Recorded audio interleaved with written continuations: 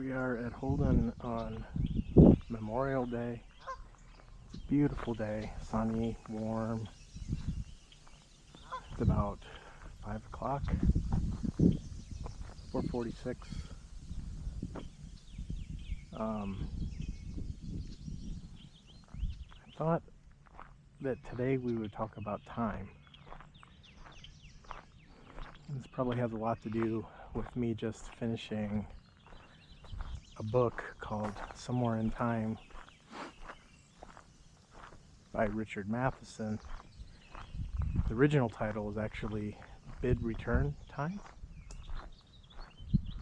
and there was a movie based off of it that's one of my favorite movies, if not my favorite movie, starring Christopher Reeve.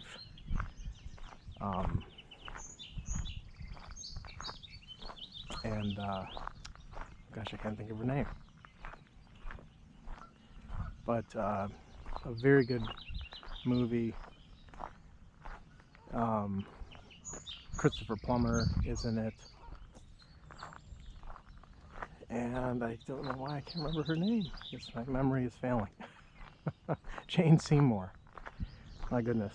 Like one of the best actresses there are.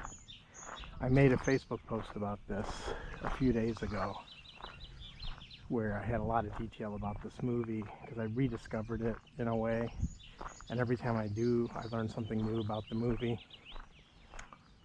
And I learned a number of new things. Like, they have a annual festival at the Grand Hotel where the movie was filmed in Mackinac Island, Michigan, where people go every year. They dress up in costume, they play the movie. Sometimes they invite celebrities, cast members. Jane Seymour has been there in past years. It's something I've never done, but I would like to do sometime, I think. And there's a society called the Insight Society that is enthusiasts of Somewhere in Time. It's the Insight, S-I-T, Somewhere in Time enthusiasts. It had a big effect on people, and I always loved this movie. It's a it's a romance, it's a science fiction. Unfortunately, it doesn't have the greatest ending in the world. Most people have probably seen it by now or have heard of it. But as most love stories do, they have tragic endings. I think you could say every love story every true love story has a tragic ending. And this one does as well, but you can't help but love it, It's a really great story. And I thought, I could just talk about the movie. I could talk about the book that I just finished, which I think was like 9 to 10 hours of audio. I listened to it on Audible. Highly recommended. The narrator of that book does a good job of filling it with emotion. Reads it really well. And yeah, it was pretty sad. No matter what, it still makes me sad to either watch a good movie or read a good book and feel emotionally invested in it. And in this movie, it's pretty sad. I guess everyone's talked about it. It's a man that essentially wills himself back into time to meet a woman actress that he falls in love with just by seeing her picture on a wall in a hotel in like a hall of history thing, and he just sees her picture and immediately falls in love with her, and then tries to find out more about her, who she was. And the book and the movie do it slightly differently. The book actually takes place at Hotel del Coronado in San Diego, which I've been to, which is an amazing hotel. Maybe 10 years ago, or more than 10 years ago, our whole family took a trip there and stayed at that hotel. And that's the hotel that originally the book was set at. But the Grand Hotel, which is in Michigan, is actually the hotel where the movie was filmed. A very similar looking hotel. So I'm looking forward to going there sometime and seeing that place. You know, it's just kind of fun. I do think, you know, I talked about, I don't watch a lot of movies. I don't even read a lot of books these days. I used to read books by Stephen King, and this book I had purchased a long time ago on Audible and never actually listened to it. Probably because I became somewhat disinterested, but finally listened to it, and it was good. I mean, it was well written, very good book, and you know, you kind of hope things would end in a different way than it does, but what are you gonna do? But it does bring up the whole idea of time, and in keeping with sort of the theme of our talks here and going maybe a little deeper into time, I just think it's important to understand time.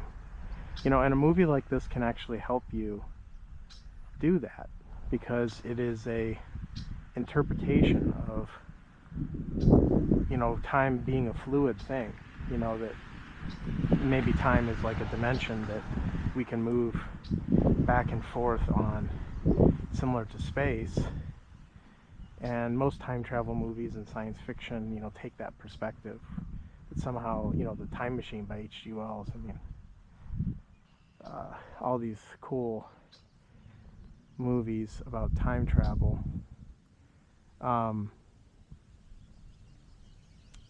are sort of take that perspective, that we can somehow, there's a possibility of us moving through time, forward, backwards, visiting the past, the future, coming back, you know, that sort of thing.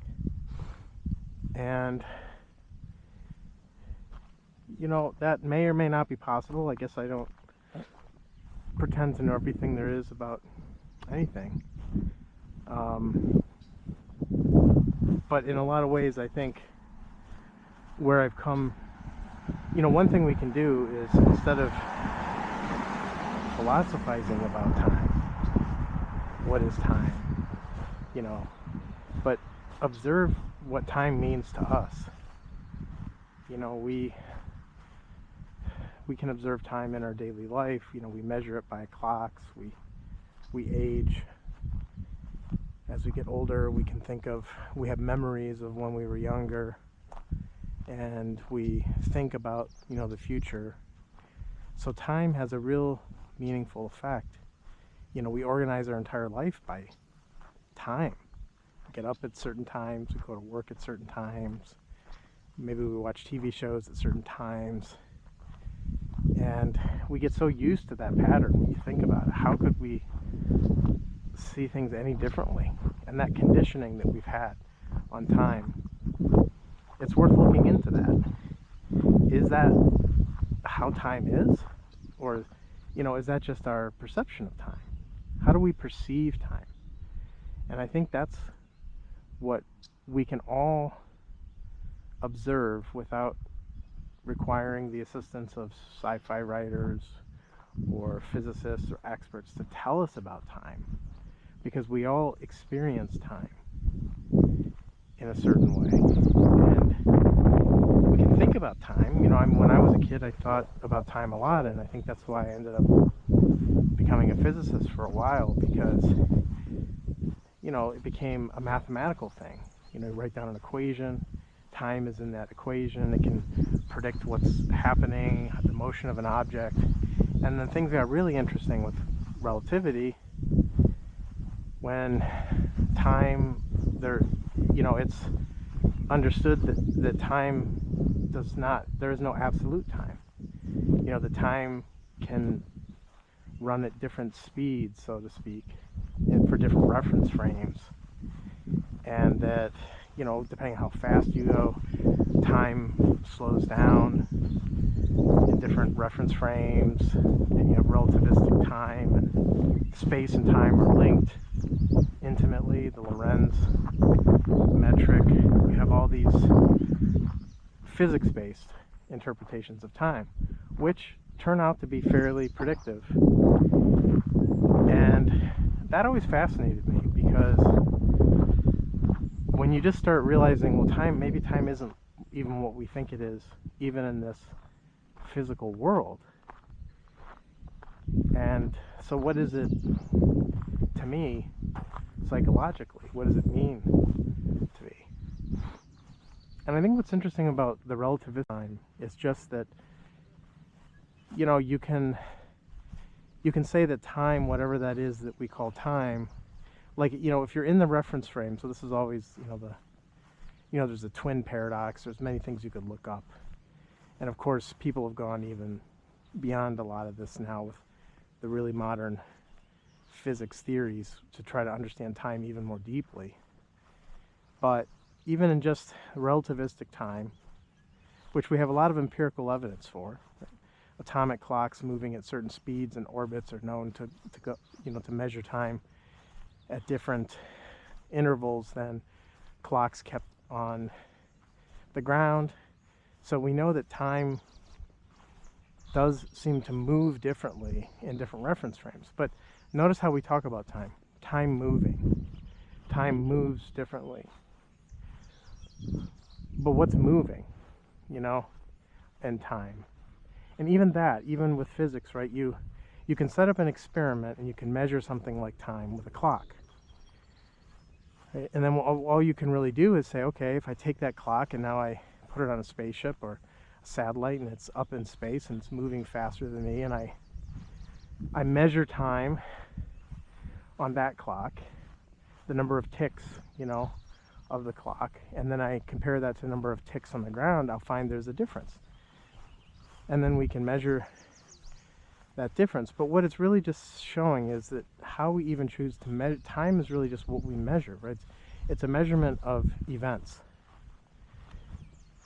So if you think of it as the more fundamental thing is, you can think of states, if you're going to refer to this in quantum mechanics. And I'm not pretending this to be a physics lecture, and I'm not pretending to know what the latest is. I stopped following the latest in physics a while ago. But you can think of time as just an index measuring states, transitions from one state to the next state, which could be the ticks on a clock. That those are separate states, and time is simply how many. It's more of a counting than a measuring, right? So you have states that change, like a clock, the hands of the clock moving, and then you measure that, like how far have the hands moved, and you say that is a measurement of time. But really it's more an index of the events that occurred, which are the motion, whatever mechanism drives that clock. There's physical things happening that are causing the changes. And what it means for time not to be absolute is that you can have that system on the ground or that system in a spaceship traveling at high velocity, and those events are occurring or appear to occur differently, but you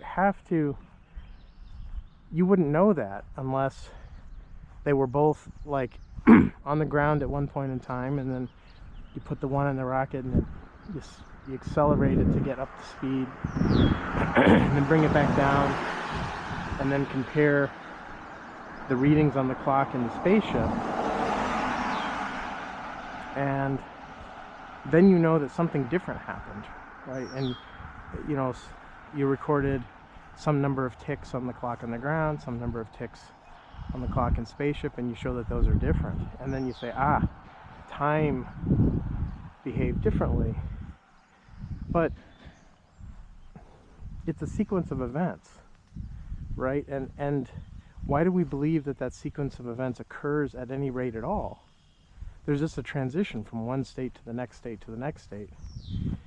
And how those states transition, we could regard as time. But what dictates that? It's kind of interesting, because when you start looking at it from this perspective, time becomes like just an index, just a number. You have something that's moving, and you could record its position and say it's moving because its position is changing from one moment in time, your index to the next to the next. But that index, there's no reason that has to flow at any particular rate. It's just a state transition, right? So in some sense, of like if the entire universe were, let's just jump right to it, a quantum computer of some kind that was changing states, one state to the next state to the next state. And a clock also has states. A clock measures its internal states. You know, the state of a clock is the number it keeps track of. So you just have events that are occurring that aren't a clock. You have a clock, which itself is just a sequence of events, and those events are linked in some way. And that is our perception of time, is like the linking of states. So I have internal biological states, and and we'll keep going this way. I have internal biological states, and then the clock has states, and somehow those states are correlated or linked in some way. It's very busy. And they transition in a synchronized fashion, right? So some number of states occur on the clock, and some other number of states. I'm going to get across the road here while I can. Some other number of states occur in me, and then I measure, because the clock and myself are somehow synchronized, right? There can be a relationship between the number of states that occur in the clock, the number of states that transition in me, and then I can use that clock as some sort of a measuring state of the number, measuring stick of the number of states that occur in me, but only because we're synchronized. The clock and myself are synchronized in some way. There's a relationship between me and the clock that allows it to have meaning. If that relationship was broken, that clock can do whatever it wants, and it doesn't necessarily relate to my states, you know. And I think this is what happens, right, when a clock is put on a spaceship or experiences high gravitational field, right? This is another thing we know, that time, a clock that is in an intense gravitational field tends to run more slowly as well, according to the general theory of relativity. And these are all observed things. People have observed it. So there is this relationship between gravity, speed, you know, time, all this motion, space, and time. But we can think of it as just relationships, you know? And we've talked about relationships before. If there's no relationship between me and the clock, then there's no synchronization between its states and my states, and time doesn't mean anything. So there has to be a connection, a synchronization between me and the clock for it to mean something. So if I'm on a spaceship and I carry a clock with me, that clock is somehow synchronized with me and is experiencing similar gravity, similar speeds, and that synchronization allows the clock to still have meaning. Whereas if that clock is in a very fast spaceship and I'm not, it's experiencing something different than me, and the relationship between me and the moving clock is very different than between me and the stationary clock that I have with me. So anyways, I didn't really want to go down this complicated physics lecture, so we'll stop that there. But the purpose of this was to understand that it's because of relationships that time has meaning. And this, you know, that statement there brings in a lot of things, right? Even if you think about the movie I talked about, Somewhere in Time, there was a relationship between this man and this woman, and it allowed him, in this sense, right, to somehow synchronize his clock, right, with the clock of this woman who, you know, lived in the past, and then brought that together in some interesting way. And so, not that I'm saying that that's possible, because, well, I guess what's interesting is just the word relationship, that clearly relationship is involved in time. There must be relationship for time to have meaning. And we use relationship to mean relationship between me and, say, a clock, a physical thing, and also between two people. There's relationship in both of those. We use the same word, to be related. And we could talk about what it means to be related. If two things are related, there is almost there's a synchronicity, there's a correlation between those things. The quantum states are related, synchronized.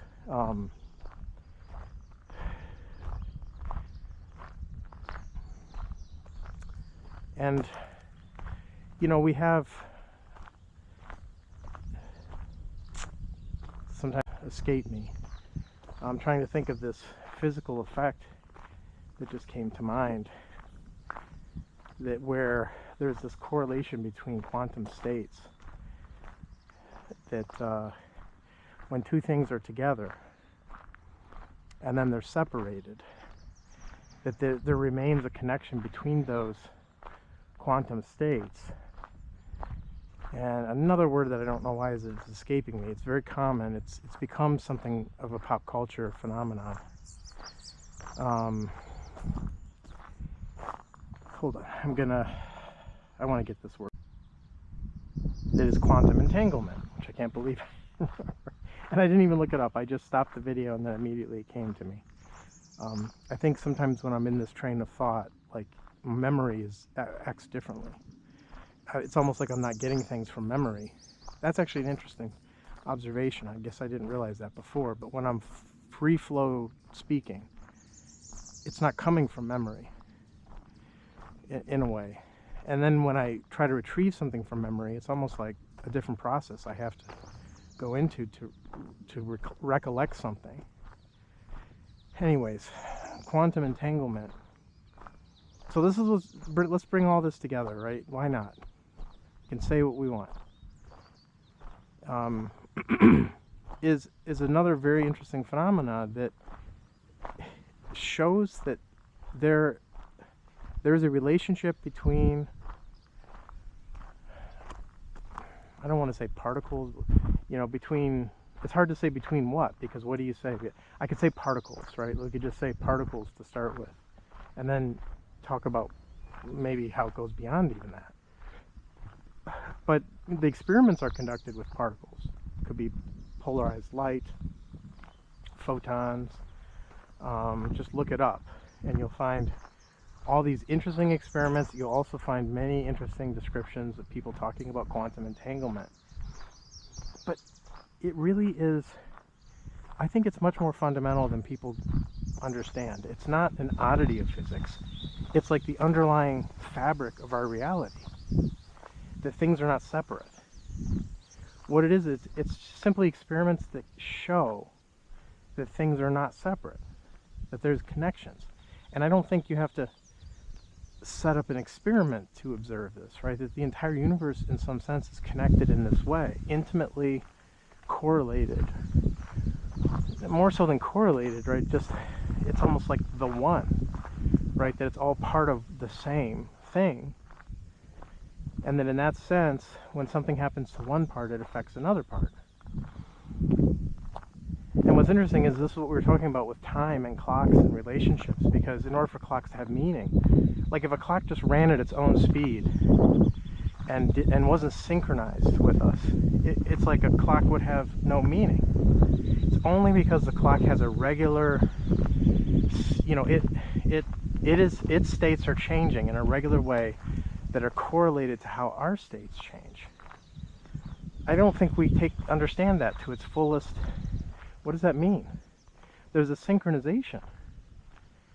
I mean, why should things behave that way? Like, you could just imagine that if everything was random and chaotic, everything would just be occurring on its own, regardless of what's around it. And that would be maybe the definition of total chaos. Total chaos is maybe the lack of any relationship, the lack of synchronization. If you think of a hot gas, all the particles are still connected, right? But like they're moving around in some pseudo-random way. I don't like the word random, because I don't think there actually is any randomness at all. It's another topic. But you can think of something that we think of as chaotic, meaning unpredictable, or something that where we can't predict the states, right? Even chaos, in a lot of ways, chaos theory, which is a whole other thing. I'm bringing in a lot of stuff here. This is really expanding. But this also shows the relationships between everything, the relationship between time and quantum entanglement, and time and relationships, and synchronization of states, and, you know, just what we observe is there's order in the universe because things are related. Relationship brings about order. It's obvious. Like, you don't, this isn't strange, right? I mean, I'm here right now in this field, and I'm related to what I'm walking by, and the wind, the birds, the sun, the blue sky, the clouds, the leaves, the wind moving through. Like, it's all, I'm experiencing it because there's a relationship between me and everything around me. And then that division between me and everything around me can be blurred. Like, don't create that separation. And then you just immediately see the synchronization of everything, that everything is connected. And what does it mean to be connected? Well, that's relationship again, that we are related. And so relationship in physics can mean correlation of quantum states, right? In that you measure something as up spin state over here, and it has an up spin state over there, or down spin state, depending on if the correlation, if it's correlated or anti-correlated, whatever it may be. It doesn't really matter. It's a relationship. Predict one, measure one, you can predict the other because they're related. If things are completely random, nothing would be predictable. Wouldn't be able to predict anything. This is also why I don't believe in randomness, because instead of randomness, I like to use the word unpredictability. Unpredictable. So we may say a process is random because we can't predict it. Toss a coin, comes up heads or tails, and we say that's a random process. Is it really random? I mean, the laws of physics never break down during that entire process of putting the coin on your thumb and flicking it and then slapping it on your hand and looking at it. There are laws of physics that we understand that describe, at least in some sense, what's happening. But this gets back to what I was saying the other day about physics not explaining everything. We may think we understand the laws of physics, but yet we can't explain even how a coin lands. We can't predict that precisely. And because we can't predict it, we say it's random. It's not really random. At no point is it random. At every point, that coin is related to everything around it. As it's spinning through the air, there's a relationship. It's experiencing the air molecules. I mean, the entire room and the air and that coin form a single system.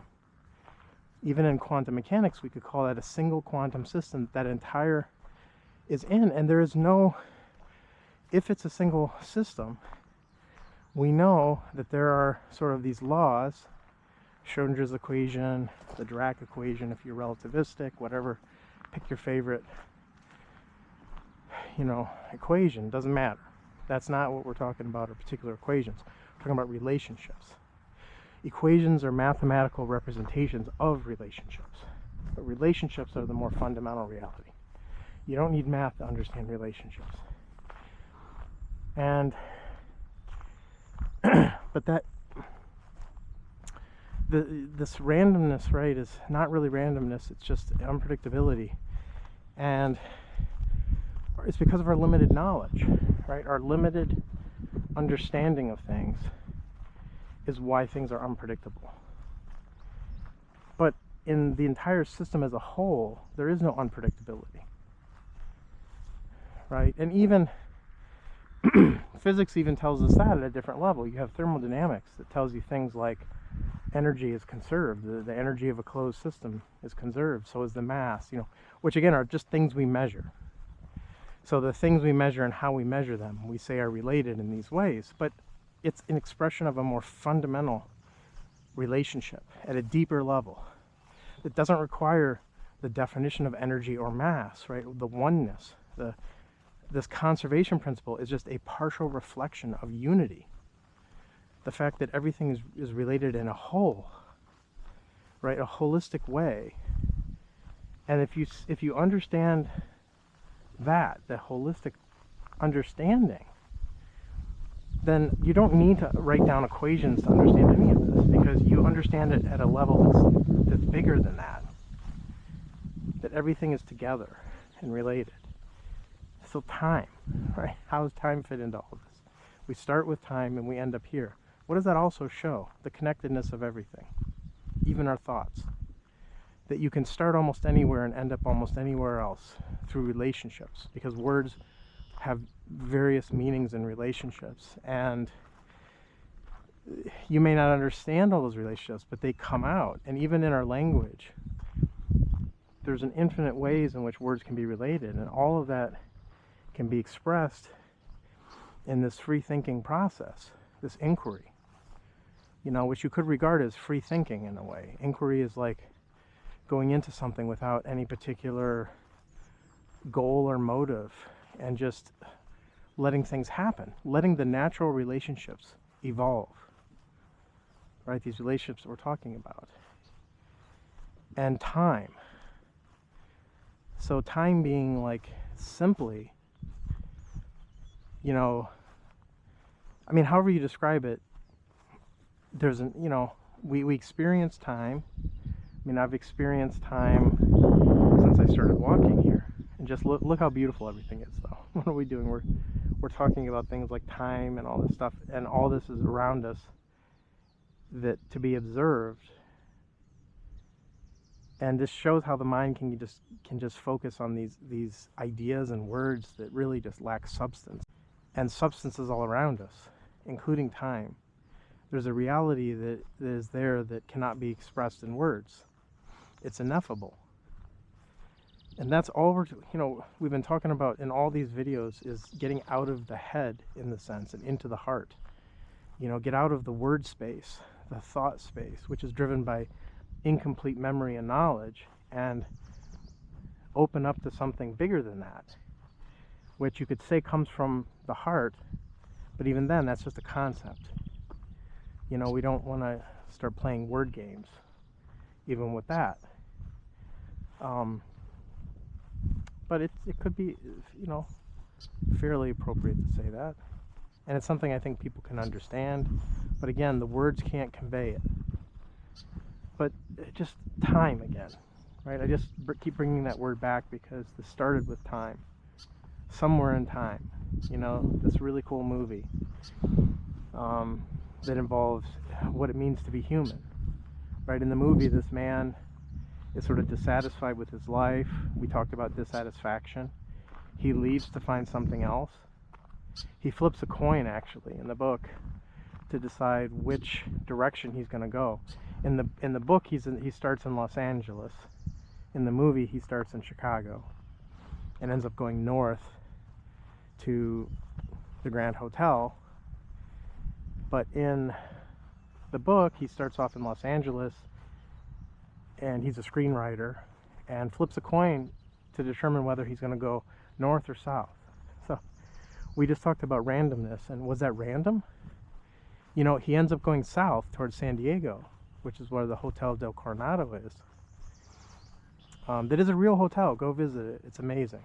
It's like $700 a night now to stay there. I think when we were there years ago, it was like $500 a night. We stayed one night because we didn't have enough money to stay any longer. We stayed at another cheaper place across the street, and we still got to visit the hotel, which is nice.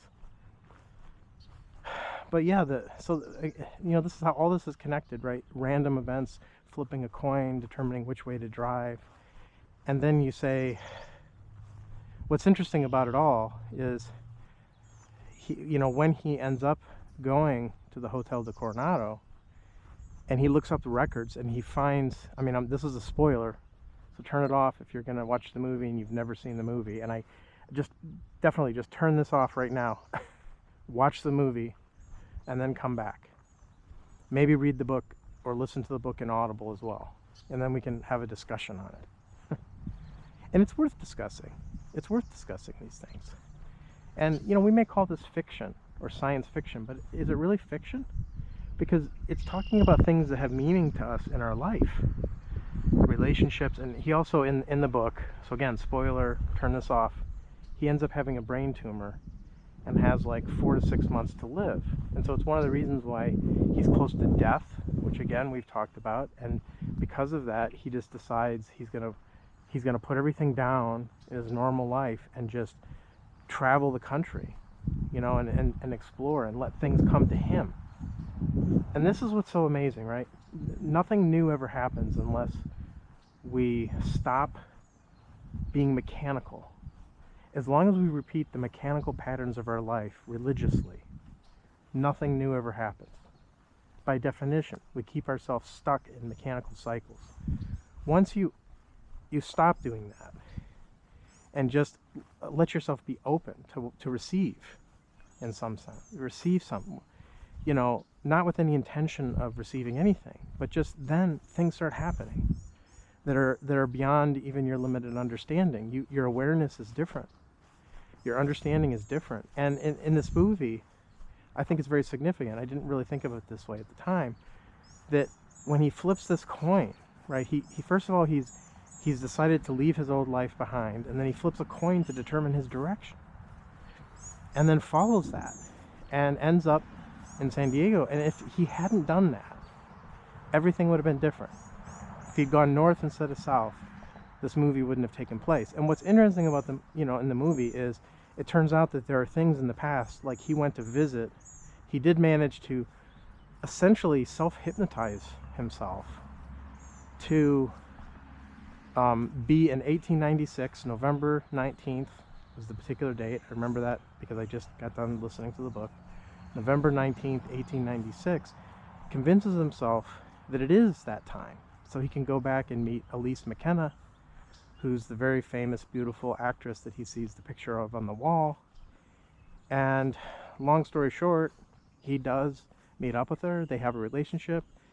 And then, very unfortunately, and this is what's weird, I'm spoiling a lot here, so hopefully you've never seen this movie. But I've given you enough warning that if you have seen it, then we're talking about it. If you haven't, go watch it. But he pulls a penny out of his pocket near the end of the book in the movie and sees that it's a 1971 penny.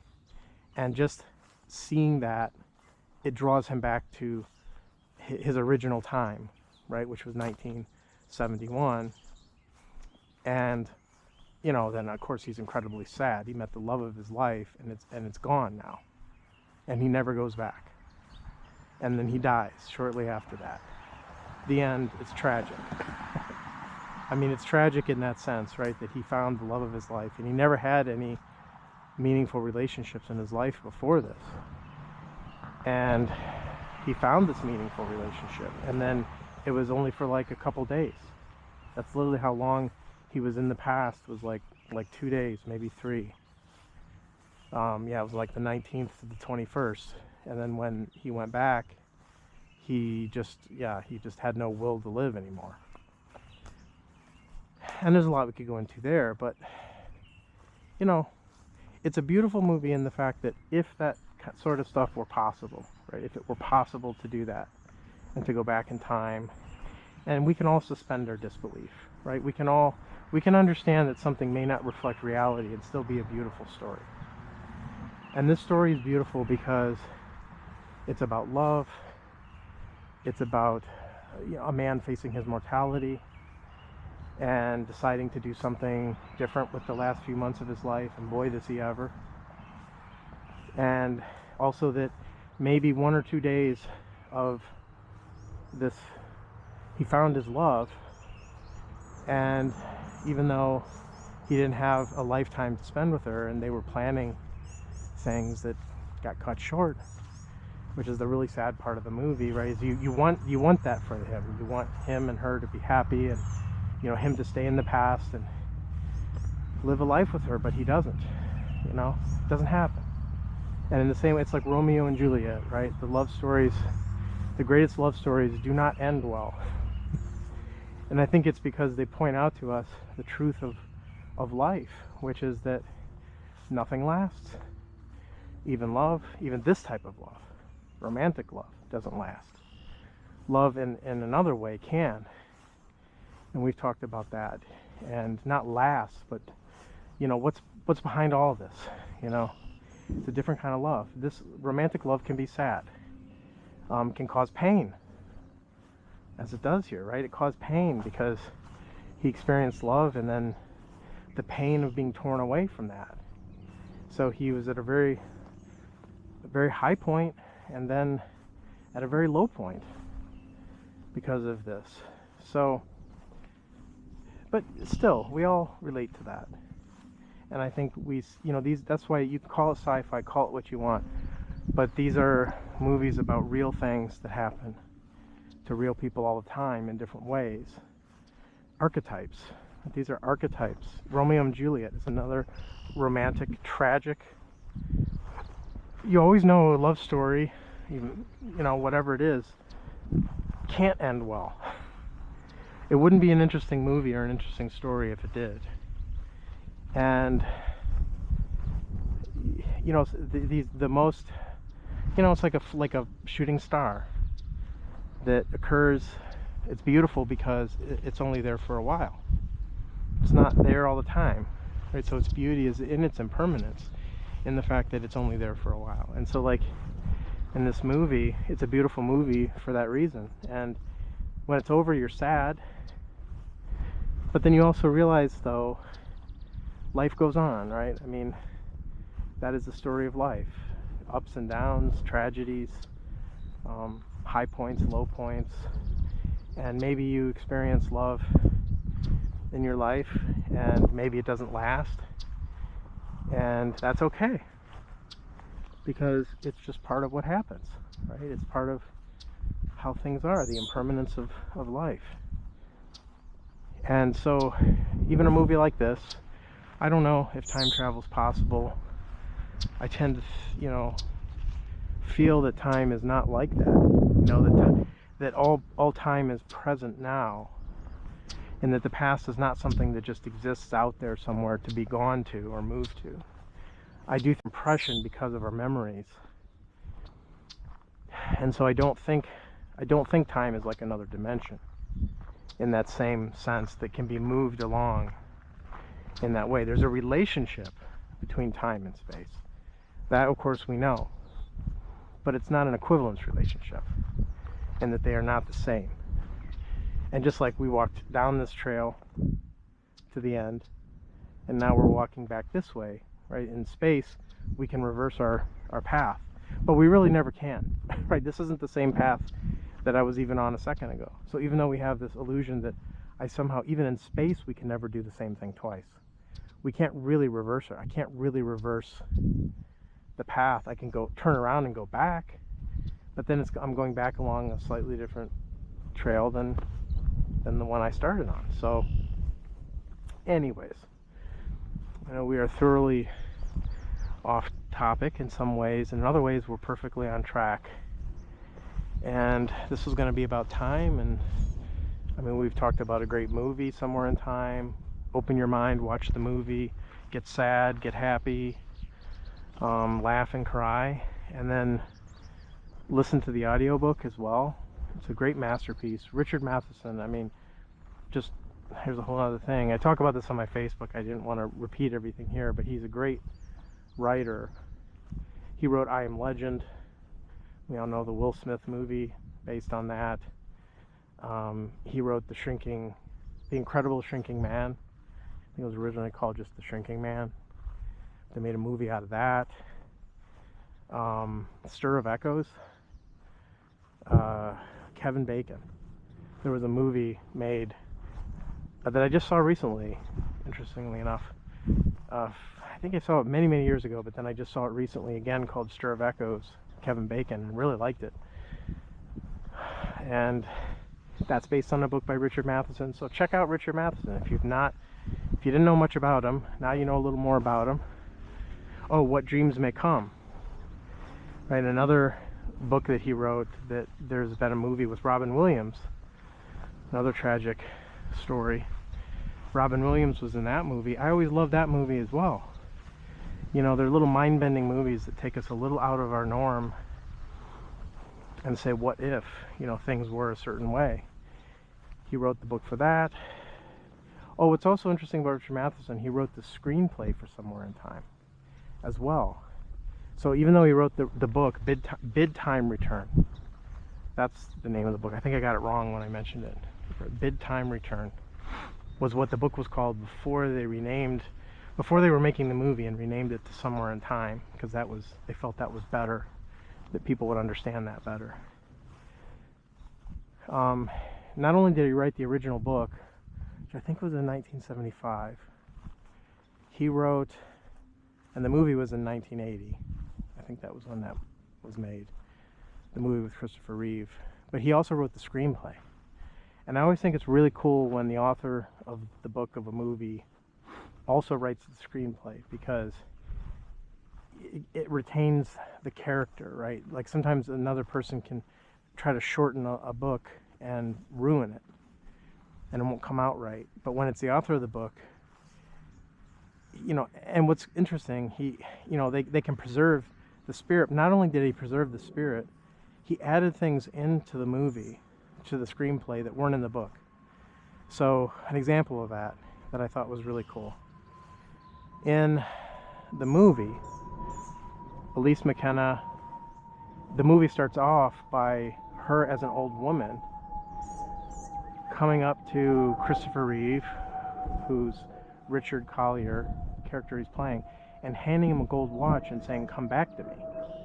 And he has no idea who she is at that point, or why is she saying, "Come back to me?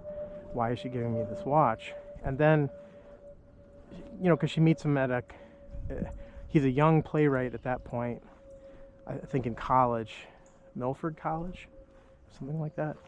And he's making a play, college play, and at that point he's not successful or anything, and she just comes up to him and hands him this gold watch and says, "Come back to me."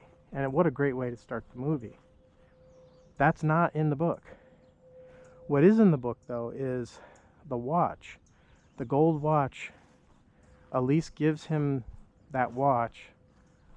Actually, it's very unfortunate, on the last day that he's there in the past, and he brings it with him when he comes back to 1971, which the times are different too in the movie and the book, but in the book he comes back to 1971. But he never receives that watch from the old woman in the book. So when Richard Matheson wrote the screenplay, he must have thought about that and said, "God, wouldn't it be awesome if she comes back to see him?" And she did. You do find out in the book that the old woman, which is the older version of Elise McKenna, does come back and visit, or she lives her whole life without him, right? And that's another sad thing. But then visits him when he's a 19-year-old student in college, but doesn't say anything in the book. Just is there in the room with him, but doesn't actually approach him or give him or say anything. So Richard Matheson, and I don't think it's a coincidence, Richard Matheson is the author and Richard Collier is the character. They both are Richard. But Richard Matheson, when he thought about the screenplay, thought of another twist he could add to it by having her come back, having her give that watch to him, and to kick the movie off, and sort of makes it like a loop, like a time loop between the characters. And then she goes back that day and passes away right after she hands the watch. I mean, there's so many things that are just like poignant and meaningful in the movie and the book, and they're both worth watching. I mean, they're both, watch the movie, read the book, and very interesting. And it shows how have we perceived time in popular culture, and how in science fiction and in our mind, how do we see time and how we view time, and versus just, listening to what experts tell us and saying, well, this is how time is. And they really don't know. They know some, they don't know everything. So yeah, I guess time, we talked a little bit about it, and what does time mean to you? I think the important thing here is not what time means to me or to some author, but what does time mean to you? How do you view your life? through time? And do you think about when you were young, when you were old, and how time has played a role in your life? But what is this time? Look at it. What is it? What is it really? You know? And is it like this force that is insurmountable, you know, the force of time, or the arrow of time, you know, that's occurring? Or is it more fluid than that? And how does it relate to our lives? And what is the relationship between time and space and everything else? So, all right, I think we've gone on about time long enough. I've spent a lot of time walking out